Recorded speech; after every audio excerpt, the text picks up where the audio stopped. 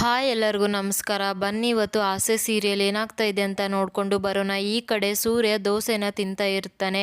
ಮೀನಾ ಇನ್ನೊಂದು ದೋಸೆ ಅಂತ ತೊಗೊಂಡು ಬಂದಿದ್ದ ತಕ್ಷಣ, ಸಾಕು ಕಣೆ ಮೀನಾ, ಇವಾಗ ತಿಂದಿರೋ ದೋಸೆನೇ ಸಾಕು, ಇದಕ್ಕೇನೆ ಎಕ್ಸ್ಟ್ರಾ 2 ಲೀಟ್ರ್ ನೀರನ್ನ ಕುಡಿಬೇಕು ನಾನು, ಮತ್ತೆ ತಿಂದು ಏನು ಮಾಡೋದು, ನಂಗಂತೂ ಸಾಕಪ್ಪ ಅಂತ ಕೈ ತೊಳ್ಕೊಂಡು ಇನ್ನೇನು ಹೋಗ್ತಾ ಇರಬೇಕಾದ್ರೆ ಅವ್ರ ಅಪ್ಪ ಕೂಡ ಬರ್ತಾರೆ. ಬಂದಿದ್ದ ತಕ್ಷಣ, ಅಪ್ಪ ವಾಕಿಂಗ್ ಆಯ್ತಾ ಅಂದಾಗ, ಹ್ಞೂ ಕಣೋ ಆಯಿತು, ನೀನೇನು ಕೆಲಸಕ್ಕೆ ಹೊರಟ ಅಂದಾಗ, ಹ್ಞೂನಪ್ಪ ಅಂತ ಹೇಳ್ತಾನೆ.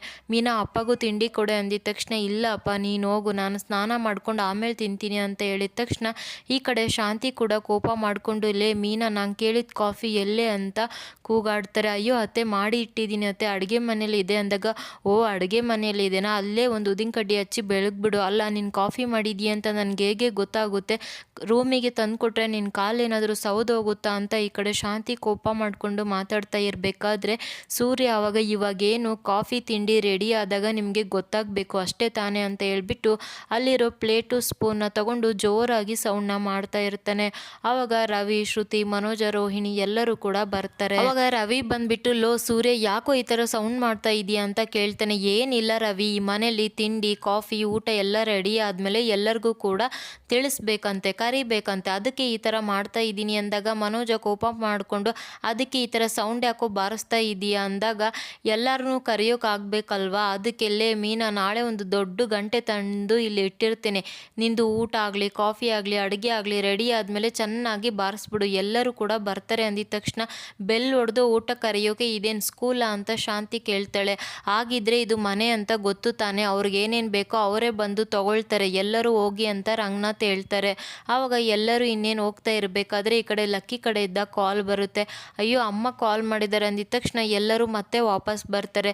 ಹಲೋ ಅಮ್ಮ, ಹೇಗಿದ್ದೀಯಾ, ಚೆನ್ನಾಗಿದ್ದೀಯಾ ಅಂದಾಗ, ಹ್ಞೂ ಕಣೋ ನಾನು ಚೆನ್ನಾಗಿದ್ದೀನಿ, ನೀನು ಚೆನ್ನಾಗಿದ್ದೀಯಾ ತಾನೆ, ಅದೇ ಈ ತಿಂಗಳು 16ನೇ ತಾರೀಕು ಅಂತ ಲಕ್ಕಿ ಹೇಳಿದ ತಕ್ಷಣ, ನನಗೂ ಗೊತ್ತಮ್ಮ ಈ ತಿಂಗಳು ನಿನ್ನ ಬರ್ಡೇ ಅಂತ ರಂಗನಾಥ್ ಹೇಳಿದ ತಕ್ಷಣ ಎಲ್ಲರೂ ಕೂಡ ಫುಲ್ ಖುಷಿ ಪಡ್ತಾ ಇರ್ತಾರೆ. ಶಾಂತಿ ಮಾತ್ರ ತುಂಬ ಗಾಬರಿ ಆಗಿಬಿಡ್ತಾಳೆ. ಇನ್ನು ಬೆಳಗ್ಗೆ ಮೀನಾ ಕೂಡ ಎಲ್ಲ ಗಿಡಗಳಿಗೆ ನೀರನ್ನ ಬಿಡ್ತಾ ಇರ್ತಾಳೆ. ಅದೇ ಟೈಮಲ್ಲಿ ಸೂರ್ಯ ಕೂಡ ಬೇಜಾರು ಮಾಡಿಕೊಂಡು ಮೀನಾ ಹತ್ರ ಬಂದು ನಿಂತ್ಕೊಳ್ತಾನೆ.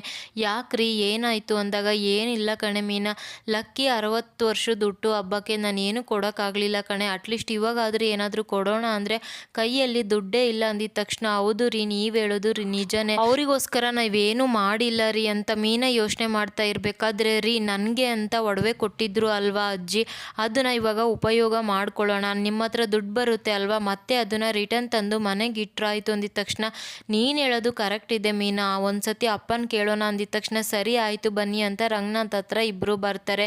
ಮಾವ, ನಾವು ನಿಮ್ಮ ಹತ್ರ ಏನೋ ಕೇಳಬೇಕು ಅಂತ ಅಂದ್ಕೊಂಡಿದ್ದೀವಿ ಅಂತ ಮೀನಾ ಹೇಳಿದ ತಕ್ಷಣ, ನನ್ನ ಮನಸ್ಸಿಗೆ ನೋವಾಗುವಂಥದ್ದು ನೀವೇನು ಕೇಳೋಲ್ಲ ಅಂತ ನನಗೆ ಗೊತ್ತು, ಅದೇನು ಹೇಳು ತಾಯಿ ಅಂದಿದ ತಕ್ಷಣ, ಏನಿಲ್ಲ ಮಾವ, ಅಜ್ಜಿ ನನಗೆ ಅಂತ ಒಡವೆ ಕೊಟ್ಟಿದ್ರು ಅಲ್ವಾ, ಅದು ಇವಾಗ ಬೇಕು, ನನಗೆ ಇವಾಗ ಸಮಯ ಬಂದಿದೆ, ಅದನ್ನು ಯೂಸ್ ಮಾಡ್ಕೋಬೇಕು ಅನಿಸ್ತಾ ಇದೆ ಅಂತ ಮೀನಾ ಹೇಳಿದ ತಕ್ಷಣ, ಈ ಕಡೆ ರಂಗನಾಥ್ ಕೂಡ ಒಪ್ಪಿಗೆ ಕೊಡ್ತಾ ಇರ್ತಾರೆ. ಅದೇ ಟೈಮಿಗೆ ಮನೋಜ ಕೂಡ ಬಂದ್ಬಿಟ್ಟು ಇಲ್ಲಿ ಮೀನಾ ಒಡವೆ ಕೇಳಿರೋ ವಿಚಾರನ ಕೇಳಿಸ್ಕೊಂಡು ತುಂಬ ಗಾಬರಿ ಪಟ್ಕೊಂಡು ಬಿಡ್ತಾನೆ. ಅಷ್ಟೇ ತಾನೇ ತಾಯಿ, ನಿನ್ನ ಒಡವೆನ ನೀನು ಕಷ್ಟ ಕಾಲಕ್ಕೆ ಯೂಸ್ ಮಾಡ್ಕೊಳೋದ್ರಲ್ಲಿ ತಪ್ಪೇ ಇಲ್ಲ, ಇರು ತೊಗೊಂಡು ಬರ್ತೀನಿ ಅಂತ ಹೇಳಿದ ತಕ್ಷಣ, ಈ ಕಡೆ ಮನೋಜ ಅಂತೂ ಫುಲ್ ಗಾಬರಿ ಆಗಿ ಶಾಂತಿ ಹತ್ರ ಓಡೇ ಬರ್ತಾನೆ. ಅಮ್ಮ ಅಮ್ಮ, ಆ ಸೂರ್ಯ ಮೀನಾ ಲಕ್ಕಿ ಕೊಟ್ಟಿರೋ ಒಡವೆನ ಕೇಳ್ತಾ ಇದ್ದಾರೆ ಅಂದಿದ ತಕ್ಷಣ ಶಾಂತಿ ಅಂತೂ ಫುಲ್ ಗಾಬರಿ ಆಗಿಬಿಡ್ತಾಳೆ. ಸೊ ಇಲ್ಲೇ ಗೊತ್ತಾಗೋದು, ಯಾರಿಗೂ ಗೊತ್ತಿಲ್ಲದಿರೋ ಹಾಗೆ ಮನೋಜ ಡೂಪ್ಲಿಕೇಟ್ ಒಡವೆನ ತಂದು ರಂಗನಾಥ್ ರೂಮಲ್ಲಿ ಇಟ್ಟಿರ್ತಾನೆ. ಸೊ ಇದೇನಾದರೂ ಸೂರ್ಯಗೆ ಯಾಕೆ ಈ ಥರ ಆಯಿತು, ಮನೋಜನಿದ್ದಾನೆ ಈ ಥರ ಆಗಿರೋದು ಅಂತ ಗೊತ್ತಾದರೆ ಪಕ್ಕ ನಾಳಿನ ಎಪಿಸೋಡಲ್ಲಿ ಮನೋಜ ಮತ್ತು ಶಾಂತಿ ಕತೆ ಮುಗ್ದೇ ಹೋಯಿತು ಅಂತ ಅನ್ಕೋಬೇಕು. ಸೊ ನಾಳಿನ ಎಪಿಸೋಡ್ ಕೂಡ ಅಪ್ಲೋಡ್ ಮಾಡ್ತೀನಿ. ಯಾರೆಲ್ಲ ವಿಡಿಯೋನ ಸಬ್ಸ್ಕ್ರೈಬ್ ಮಾಡಿಲ್ಲ ದಯವಿಟ್ಟು ವಿಡಿಯೋನ ಸಬ್ಸ್ಕ್ರೈಬ್ ಮಾಡ್ಕೊಂಡು ನೋಡ್ತಾ ಇರಿ.